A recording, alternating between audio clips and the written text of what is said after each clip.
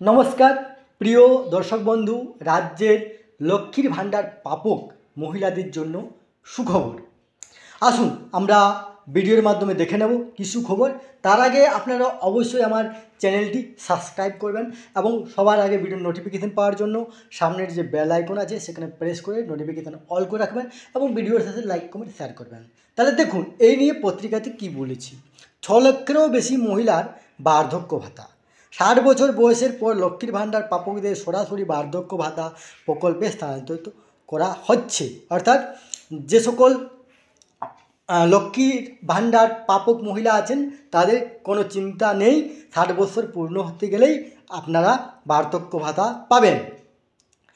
বর্তমানে 6,34,837 জনকে লক্ষ্মীর ভাণ্ডারের বদলে বার্ধক্য ভাতা প্রকল্পে টাকা দেয় সরকার। শুক্রবার বিধানসভায় প্রশ্ন উত্তর পর্বে একথা জানালেন রাজ্যের নারী ও শিশু কল্যাণ মন্ত্রী শশী পাঁজা।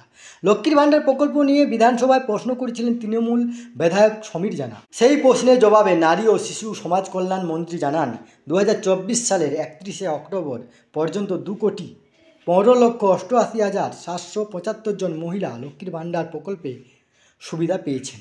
এই প্রকল্পে রাজ্য সরকারের ব্যয় হয়েছে 48,972 কোটি টাকা। রাজ্যের মহিলাদের আর্থিক সহায়তা দেওয়ার জন্য লক্ষ্মীর ভাণ্ডার প্রকল্প চালু করেছিলেন মুখ্যমন্ত্রী মমতা বন্দ্যোপাধ্যায়। এই তথ্যটি আপনাদের সাথে শেয়ার করলাম। সুস্থ থাকবেন, ভালো থাকবেন, ধন্যবাদ।